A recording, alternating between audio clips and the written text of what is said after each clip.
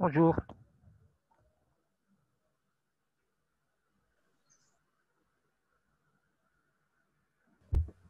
Bonjour.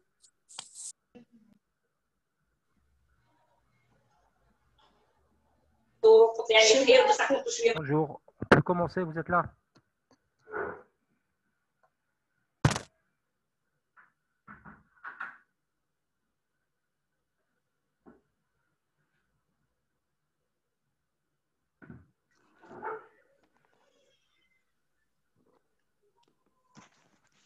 Voilà. Donc, nous allons enchaîner. Nous avons vu ce matin donc, les infections urinaires. Donc, au cours de cette présentation, on va parler du VIH. Donc, le VIH, c'est le virus de l'influence humaine. Il est responsable d'un syndrome qui s'appelle le SIDA. C'est l'agent pathogène du syndrome du SIDA, qui est le syndrome d'immunodéficience acquise, qui a été décrit dans les années 80, et puis donc, les travaux qui ont permis l'isolement de ce virus. Ce qu'il faut savoir, c'est un virus qui a un temps de latence pour évoluer vers l'infection, même sans traitement, donc qui évolue très lentement. La séroconversion est définitive, c'est-à-dire, quand on a des anticorps, on va les garder de façon définitive. Bon, exception pour les enfants qui sont nés de mères séropositives, où il faudra attendre quelques temps avant d'avoir le statut donc, de ces enfants qui peuvent ne pas avoir des anticorps de façon définitive. Toutes les personnes séropositives, même asymptomatiques, sont porteuses du virus et par conséquent, potentiellement infectantes. Dès qu'on est infecté, on devient potentiellement infectant, même si on n'a pas encore les anticorps. Et il y a une phase de latence ou d'incubation pendant laquelle cette phase, elle est sérologiquement muette.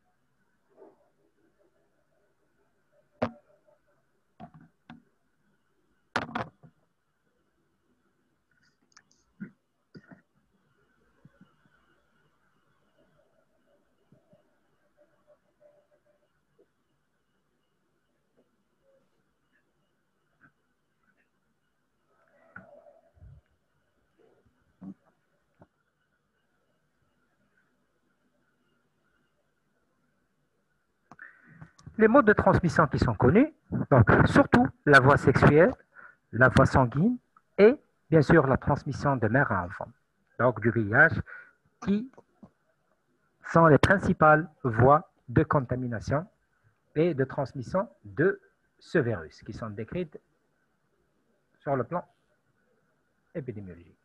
Ce qu'il faut savoir de ce virus, c'est un virus qui appartient à la famille des rétroviridés. Donc, virus appartenant à la famille des rétroviridés, du genre l'antivirus. Deux types ont été décrits, le VIH1 et le VIH2.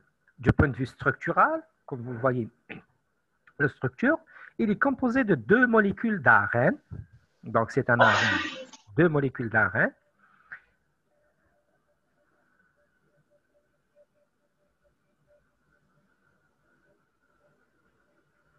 Bien sûr, avec une capside, vous voyez la P24, qui constitue la protéine de capside majeure. C'est un virus qui est enveloppé, qui possède une enveloppe, et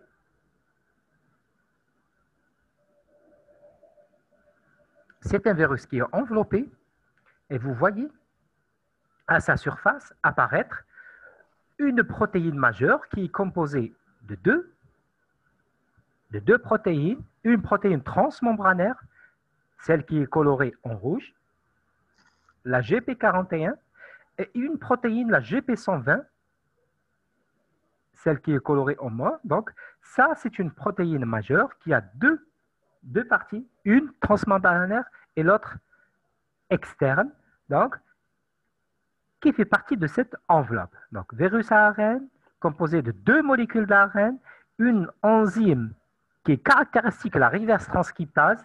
Donc, c'est un virus qui possède une capside qui fait partie de la structure obligatoire de tout virus, qui est composé d'une protéine, la P24, et on sait que c'est un virus qui est enveloppé, donc virus enveloppé, et qui présente à sa surface, au niveau de l'enveloppe, une protéine majeure composée de 2 parties, une partie transmembranaire, la GP41, et une partie externe, extramembranaire, c'est la GP120.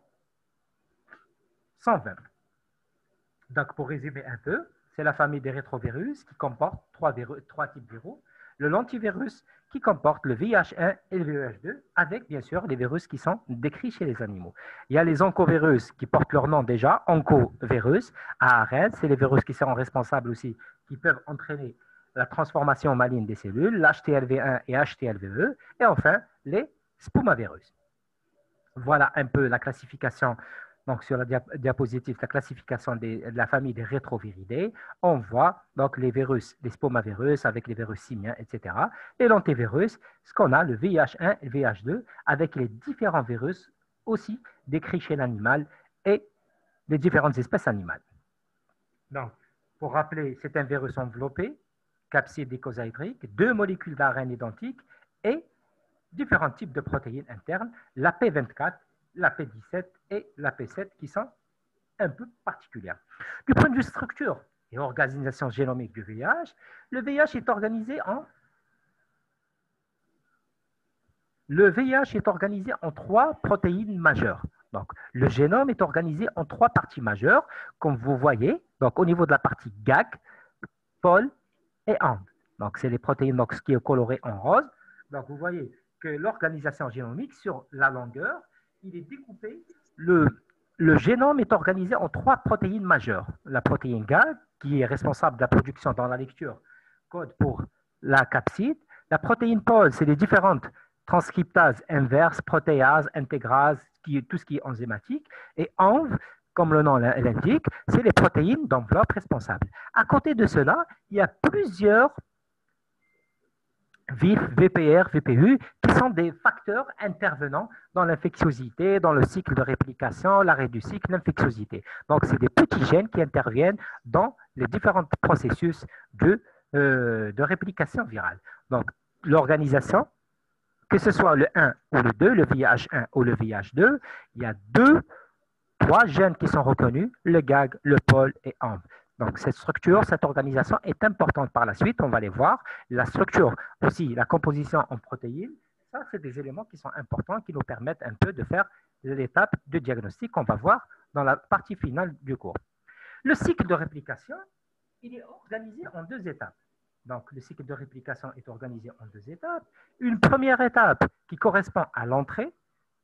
Une des caractéristiques des rétrovirus, c'est le VIH, c'est l'intégration dans le génome cellulaire grâce aux enzymes virales et sans expression. Donc, s'il s'agit d'une première étape, donc le virus rentre, il va intégrer le génome cellulaire.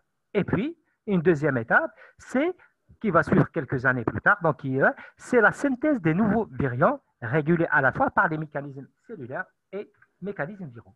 Voilà, donc la première étape, donc, comme tout l'indique, comme tout cycle viral, on sait qu'il va se dérouler sur plusieurs étapes. La première étape correspond à l'attachement, et puis, deuxième étape, la pénétration, décapsidation, transcription, et puis traduction, assemblage, bourgeonnement, libération. Vous voyez de gauche à droite, donc à partir de l'attachement, donc l'attachement qui va se faire, on sait que pour le VIH, la cellule cible, c'est le lymphocyte CD4, c'est la cellule réceptive, d'accord, qui est sensible à ce virus. Le virus va s'attacher grâce à la protéine transmembranaire que nous avons décrit tout à l'heure. Les 2 types de protéines, une transmembranaire et une protéine extramembranaire. Donc, l'attachement va se faire avec le récepteur spécifique. Et la cellule, le CD4, va présenter le récepteur ainsi que le co-récepteur. C'est des éléments importants et qui expliquent pourquoi ce virus est spécifique à cette cellule. Et puis, il y a les différentes phases qu'on va voir. Donc, on va reprendre. Donc, qu'est-ce qui se passe réellement? Vous voyez sur l'attachement et la pénétration, qu'est-ce qui se passe? Donc, une première phase. le virus va s'attacher grâce à la partie extra-membranaire. La GP120, donc on se rappelle qu'il y avait une protéine transmembranaire et une partie externe. Donc le virus va coller, reconnaître le récepteur cellulaire du CD4, donc première étape, et puis vous avez les corécepteurs. La deuxième phase, les corécepteurs, ce qu'on voit, le CCR5 et le CXCR4, c'est les corécepteurs qui sont reconnus au niveau du CD4 et qui vont interagir au niveau de la phase 2. Vous voyez au niveau de la phase 2. Donc, les corécepteurs vont interagir avec le deuxième protéine membranaire qui est située au niveau de la membrane. Donc, première phase 1, au niveau de la phase 1, c'est partie externe avec les corécepteurs, avec le récepteur de CD4, et puis le corécepteur CR5 ou CXCR4 avec la protéine transmembranaire, et qui aboutit à la phase 3, c'est la phase de pénétration, l'attachement, puis la pénétration par fusion. On voit que l'enveloppe, la membrane cellulaire, va fusionner grâce, après l'interaction du récepteur et du co-récepteur avec les protéines virales, va entraîner une fusion de la membrane cellulaire avec l'enveloppe virale. Voilà ce qui se passe comme phénomène, première partie. Et puis, vous avez la deuxième phase qui correspond à la décapsidation. La phase de décapsidation. Donc, phase de décapsidation, donc le virus se débarrasse de sa capside. On aura ainsi l'ARN libéré. Cet ARN, grâce à son ARN transcriptase, l'enzyme qu'il connaît, va être transformé en ADN et puis qui va synthétiser ADN double brin. Donc,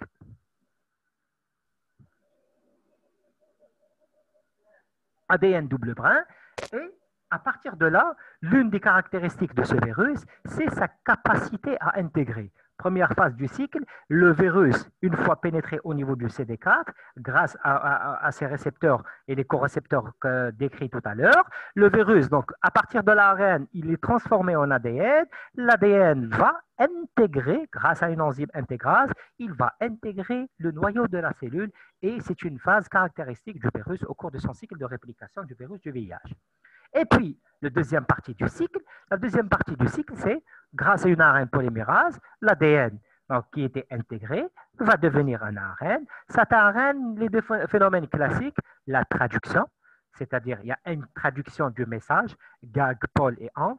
On se rappelle de la structure de l'organisation génomique. Il y a 3 gènes reconnus, donc gènes GAG, POL et ENV. Chacun, la traduction de message va aboutir à la production des différentes protéines et enzymes. Et enfin, vous avez la phase de transcription. Le virus aussi va fabriquer des copies de son ARN qui vont servir de matrice, donc qui vont servir pour les nouveaux variants. Et puis, il y a le phénomène d'assemblage, bourgeonnement et libération du virus qui va aller infecter d'autres cellules CD4. Voilà un peu ce qui se passe au cours du cycle. Donc, 2 phases.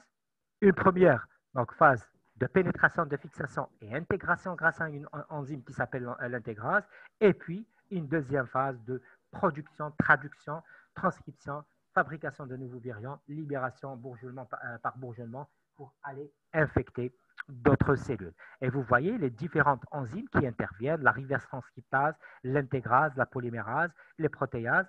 Et là, c'est important de se souvenir de ce schéma pour voir un peu par la suite quelles sont les cibles thérapeutiques au cours du VIH. Parce que quand on veut, donc dans les infections virales, on vise à arrêter le cycle viral. D'accord? On ne tue pas le virus, mais on vise à arrêter le cycle viral parce que le virus sans cellules, sans cycle de réplication, n'est pas infectieux. Voilà un peu pour un réplicatif du cycle viral, le cycle réplicatif du virus, les différentes étapes permettant au virus ainsi de se multiplier dans la cellule cible, c'est le CD4. Qu'est-ce qui caractérise, deuxième caractéristique de ce cycle de VIH? C'est la variabilité génétique. C'est un virus, le rétrovirus possède une enzyme, la reverse transcriptase, qui commet beaucoup d'erreurs au cours de la transcription. On a vu ça au cours de la grippe, par exemple. On a parlé de cette reverse transcriptase, donc des enzymes, des virus qui sont variables. L'hépatite C, qui est également un virus qui est hautement variable et qui commet des erreurs qui ne sont pas corrigées.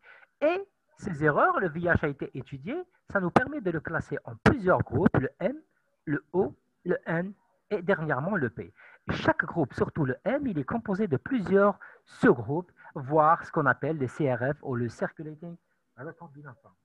Plusieurs variables génétiques ont été décrites. Donc le M, c'est le majeur mondial, le outlier et les différents OP.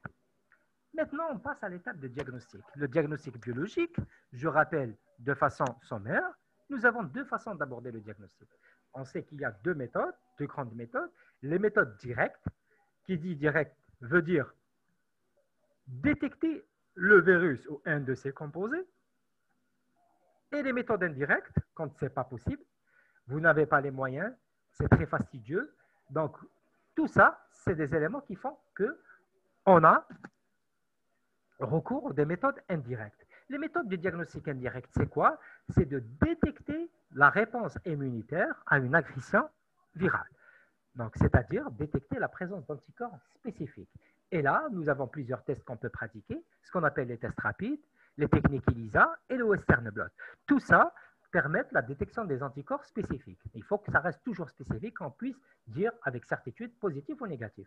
Je reviens aux méthodes directes. C'est quoi une méthode directe? Je vais diagnostiquer par méthode directe, c'est-à-dire je vais chercher la présence du virus ou une partie de ce virus. Le virus, bien sûr, je peux le mettre en évidence soit par des techniques de culture cellulaire, soit je vais détecter la présence des antigènes. Par exemple, je prends l'hépatite B, je vais détecter l'antigène HPS pour l'hépatite B. D'accord? Par des techniques ELISA. Ou, bien sûr, les nouvelles méthodes qui deviennent qui ont été vulgarisées au niveau des laboratoires. Maintenant, la PCR, c'est un outil de diagnostic de routine. S'il y a quelques années, c'était un luxe. Maintenant, ça devient de moins en moins. Donc, c'est de plus en plus utilisé dans différents laboratoires et dans des domaines différents. Voilà à peu près les différentes méthodes qui peuvent être utilisées pour le diagnostic d'une infection par le VIH. Maintenant, qu'est-ce qui est utilisable? Donc, coût, rapidité et efficacité en matière de diagnostic, valeur prédictive, la détection des anticorps anti-VIH et la technique de choix. Parmi tout ce panel qui existe, on sait que la culture cellulaire, c'est lourd. Il faut disposer d'un laboratoire de sécurité et ça prend beaucoup de temps, le risque de contamination des cultures cellulaires, la PCR, un coût élevé, il faut avoir du matériel, etc.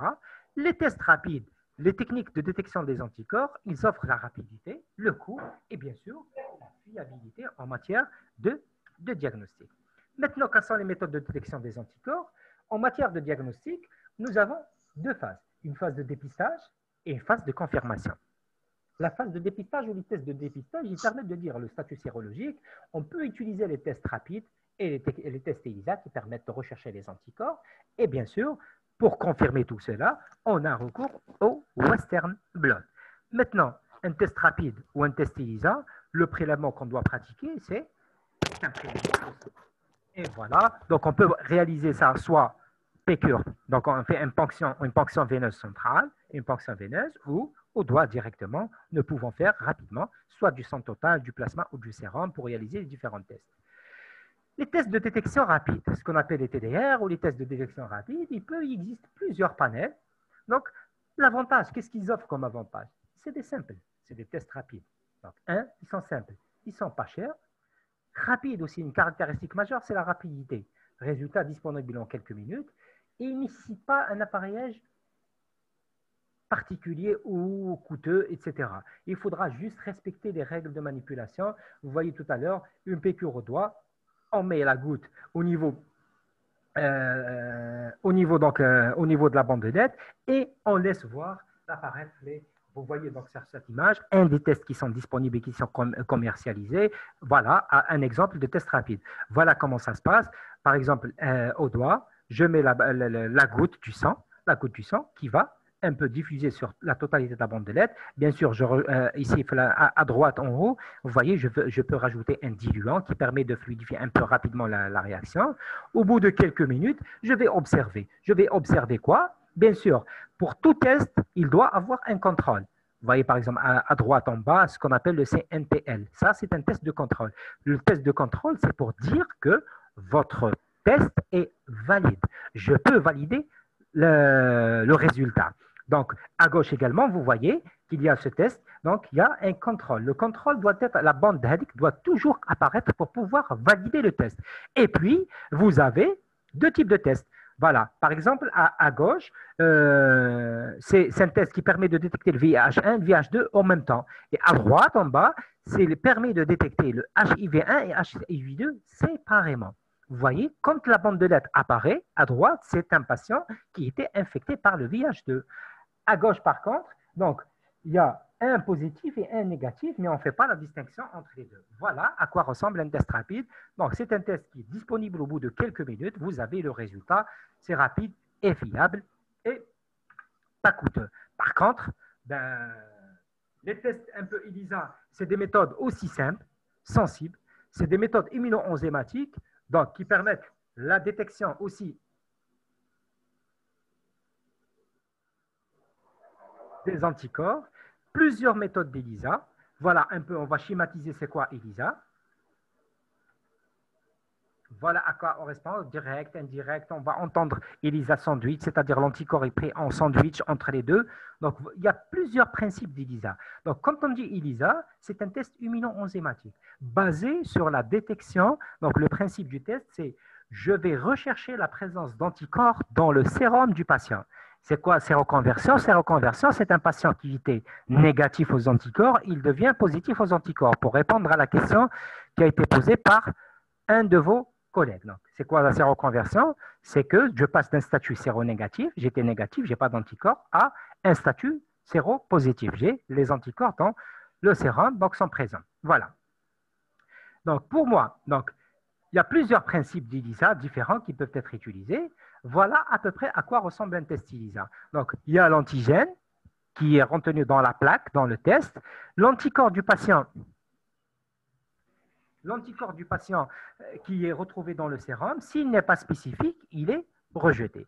Et puis, je vais utiliser un chromogène pour mettre en évidence, colorer la réaction, le complexe antigène-anticorps. Voilà l'anticorps en rouge, l'anticorps spécifique anti-VIH, avec l'antigène spécifique de la réaction. Si ce complexe se forme, ce test va devenir positif.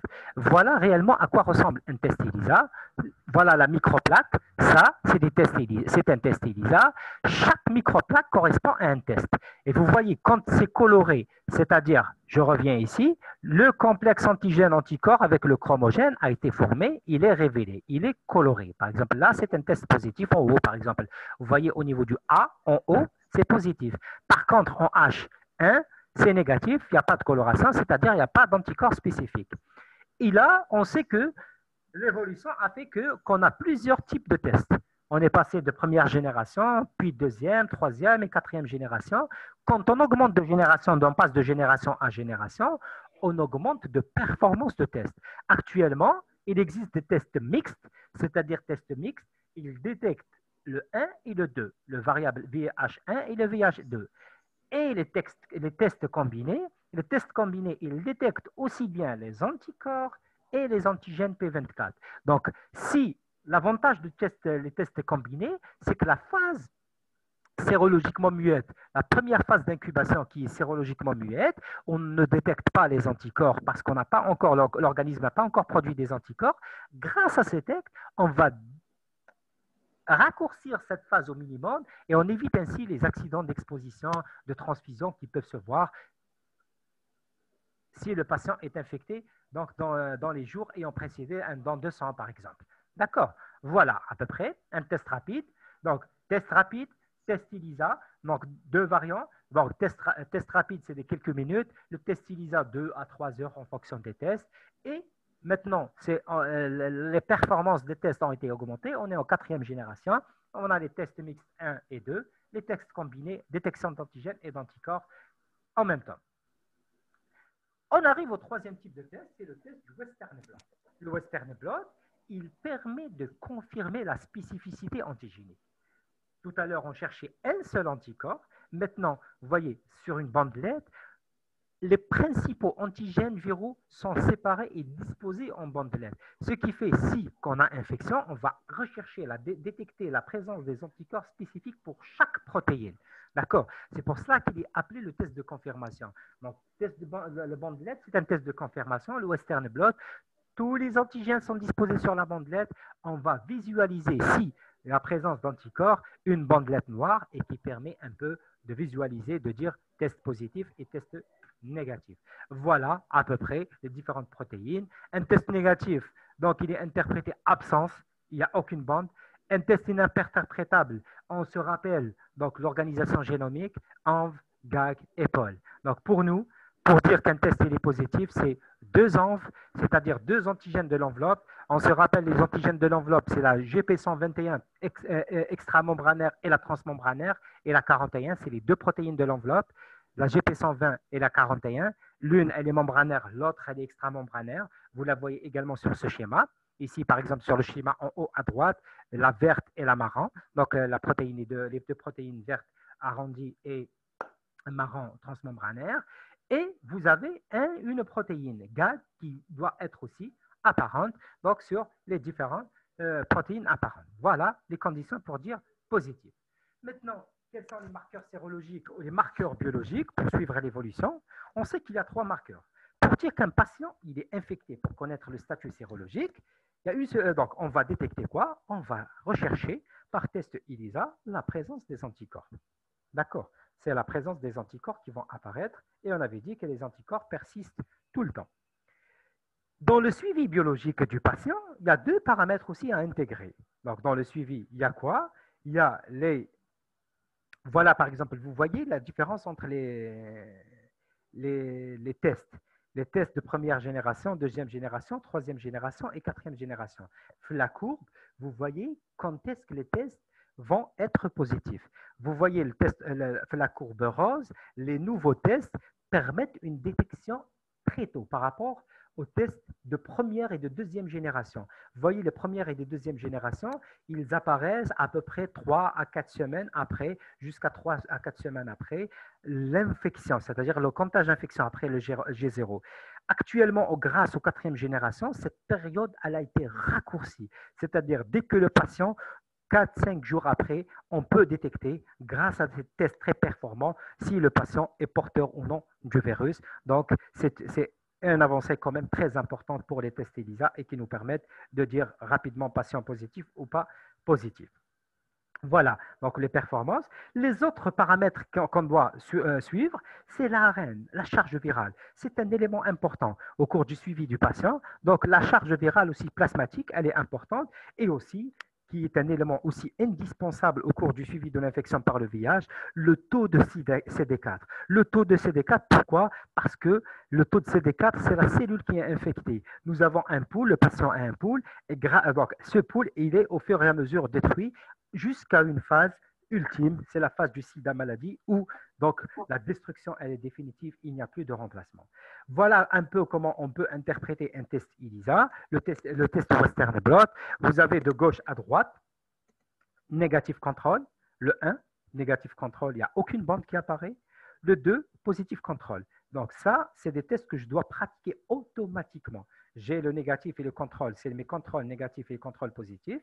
Et puis, vous avez les différentes de 3 à 10, c'est des tests. Et vous voyez qu'il peut y avoir les différentes, les 160 qui est composé, donc la 160, elle contient la 120 et la 41. Bien sûr, vous avez les différentes situations où on peut avoir plusieurs types de protéines qui apparaissent. Voilà. Maintenant, de nouvelles techniques ont été mises en évidence. Après la sérologie classique, avec la sérologie parce que je peux détecter les tests rapides, le test ELISA et le Western blot, actuellement, il y a de nouvelles techniques de mise en évidence du virus qui ont été, il y avait la nécessité de mettre en place de nouvelles techniques, c'est la détection de la P24, l'antigénémie. L'antigénémie P24, la quantification de l'ARN, la charge virale plasmatique, et deuxième point qui est important aussi, parmi les tests moléculaires, soit l'ARN VIH ou l'ADN proviral. Vous vous rappelez, dans le cycle de réplication, on avait dit que le virus, c'est un virus à ARN. Donc, c'est un virus à ARN, mais qui passe par une étape. Vous vous souvenez, donc l'ARN, il est transformé en un ADN et qui va intégrer le noyau de la cellule. Je peux, à cette phase aussi, détecter l'ARN, l'ADN proviral. D'accord? Donc, je peux détecter l'ARN viral et je peux détecter l'ADN proviral parce que le virus passe aussi par une phase de réplication, par une phase intermédiaire de production d'ADN proviral. Voilà les nouvelles techniques qui sont mises en évidence actuellement et qui permettent de rechercher le virus.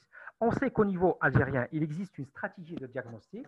C'est le consensus national qui est actualisé chaque année, bon, pas chaque année, régulièrement, qui est actualisé et qui permet de, la prise en charge de l'infection VIH dans ses différents aspects. Il y a les aspects cliniques, les aspects thérapeutiques et les aspects diagnostiques. Donc, en ce qui concerne le diagnostic, il y a un guide national qui permet un peu de cadrer le diagnostic biologique de l'infection à VIH et qui nous donne à peu près les différentes situations. Par exemple, quand un enfant est né de mère séropositive, donc la situation, on sait qu'il est porteur d'anticorps maternels, les tests vont être positifs. Si on recherche les anticorps, il faudra un peu plus tard pour faire le statut, déterminer le statut définitif de cet enfant né de mère séropositive. Donc, chez l'adulte de plus de 18 mois, d'accord. Donc, toute cette il y a un algorithme qui permet donc la détection et la détermination du statut sérologique de chaque patient. Un peu pour résumer, qu'est-ce qu'on fait? Quand on a un test, on pratique un test. Si vous voyez le test A, il est pratiqué. S'il est positif, je dois m'assurer, je dois refaire un deuxième prélèvement. Je convoque mon patient, je ne le déclare pas encore. Je convoque mon patient, je fais un deuxième test B. D'accord? Je fais un deuxième prélèvement. Si le test B, je dois refaire le test A et le test B dans les mêmes conditions, par le même manipulateur, avec les mêmes, pour vérifier. Est-ce qu'il peut y avoir une erreur d'étiquetage, il peut y avoir une erreur liée au manipulateur. Si le test B est concordant avec le test A et qu'il est positif, dans cette situation, donc j'ai deux tests positifs, je peux déclarer mon patient il est positif, je vais confirmer par le Western blot en bas, le BW, d'accord, le WB, le Western blot. Maintenant, si le test A est positif et le test B est négatif, je dois refaire les deux tests en même temps. S'ils sont deux positifs, mon patient est positif. Si les deux sont négatifs, mon patient est négatif, mais quand même, je peux toujours, j'ai l'avantage de confirmer par le Western blot, et on a vu tout à l'heure l'avantage du Western blot, je vais détecter plusieurs anticorps. J'ai donc la possibilité d'avoir le maximum d'anticorps qui vont apparaître. Maintenant, si un est positif et l'autre est négatif, j'ai la possibilité de confirmer par le Western blot, donc qui va me donner le statut sérologique de ce patient. Maintenant, si je fais un test, il est négatif, je peux déclarer mon patient est négatif et bon, s'il n'y a pas de comportement à risque, s'il y a un comportement à risque, un vagabondage sexuel ou toxicomanie, etc., qui peuvent motiver ou inciter un patient à faire des tests régulièrement, je fais un suivi. Bon, si le test reste négatif, je le déclare négatif. Le traitement, il fait appel à quoi? Il fait appel à plusieurs molécules. Donc, une trithérapie est associée. Donc, vous savez, on a parlé tout à l'heure, nous avons plusieurs molécules qui sont utilisées. Les inhibiteurs de la transcriptase inverse, vous vous rappelez des enzymes qui interviennent dans le cycle. Il faut inhiber ces enzymes parce que c'est ces enzymes qui catalysent, donc qui sont responsables de la réplication virale. Vous avez les anti-RT, reverse transcriptase, ou la transcriptase inverse, les antiprotéases, les anti-intégrases, et bien sûr, ce qui est développé actuellement, les antifusions, c'est-à-dire les inhibiteurs de l'attachement du virus. Si je peux empêcher le virus de se fixer sur la cellule, je vais empêcher l'infection de la cellule. Donc le CCR5 et les inhibiteurs de fusion qui sont un peu ce qu'on peut utiliser comme moyen de traitement et de lutte contre le virus. Pour la prévention, bien sûr, pour prévenir cette infection, il faut d'abord connaître les modes de transmission du virus. Pour pouvoir lutter, il faut connaître les modes de transmission de ce virus.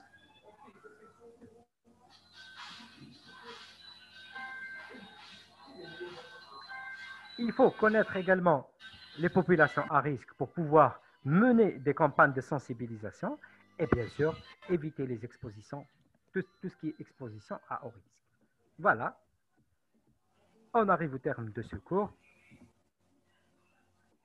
Si vous avez des questions avant la fin de la séance, je suis à votre disposition pour répondre un peu aux différentes questions.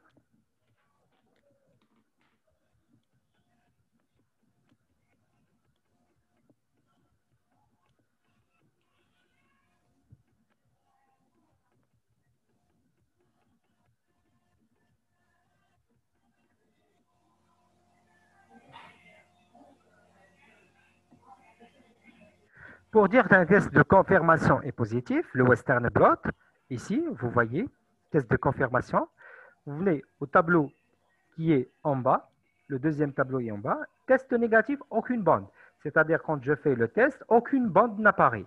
Voilà, pour confirmer un peu, ici, vous voyez le négatif contrôle, le NC, aucune bande n'apparaît. Ça, c'est un test négatif. Par exemple, le numéro 3, c'est un test négatif. Aucune bande n'apparaît parmi toutes les bandes qu'on voit. Maintenant, un test est positif. Test positif quand il y a deux enveloppes, deux protéines de l'enveloppe qui apparaissent, c'est-à-dire des protéines de l'enveloppe, soit la protéine qu'on voit en haut, la GP120 et la GP41. Ça, c'est les protéines de l'enveloppe. Quand les deux bandes apparaissent, ça me permet de dire que c'est un test qui est positif. Voilà les tests d'interprétation. Plus une protéine GAG, plus ou moins avec ou sans une protéine de la polymérase. Voilà les conditions d'interprétation d'un test pour dire négatif, positif ou ininterprétable.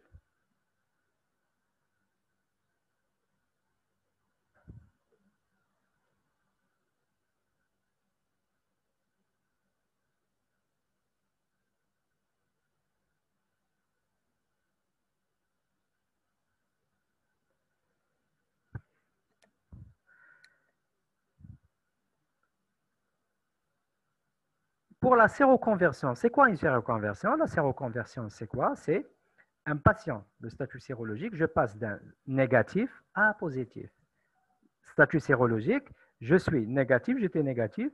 Quelques jours plus tard, j'ai produit des anticorps, je suis séropositif. Un patient, quand il est infecté par le virus, s'il est infecté aujourd'hui, vous faites un test ELISA ou un test rapide aujourd'hui ou demain, dans les 3 ou 4 jours qui suivent, il est négatif. Il faut laisser le temps de la production. Laisser le temps pour l'organisme pour produire les anticorps. Donc, après un mois, une phase de sérologiquement muette, c'était négatif, il devient positif, on parle de séroconversion, séropositivité. Donc, on va continuer tout à l'heure un cours, nous avons une 3e séance, donc on va enchaîner tout à l'heure. Le test, quand le test Western blot est ininterprétable, c'est-à-dire qu'on ne peut pas, on a quelques bandes, mais ce n'est pas suffisant pour dire test positif. Ce n'est pas les critères de test positif. Qu'est-ce que je fais? Ici, je dois surveiller le patient, c'est-à-dire je dois refaire le test 3 mois, 6 mois, une année plus tard. Donc, le patient ne peut pas faire une bande de sang. J'évite tout ce qui est bande de sang, etc., pour éviter la contamination. Il ne peut pas rester indéfiniment ininterprétable. S'il est infecté, il va développer les autres anticorps. S'il n'est pas infecté, il ne va pas avoir les anticorps. D'accord?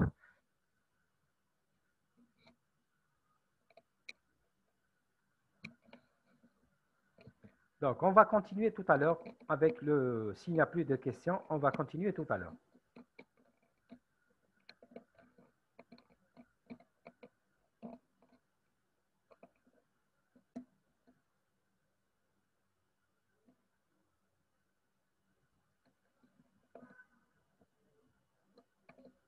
Bon.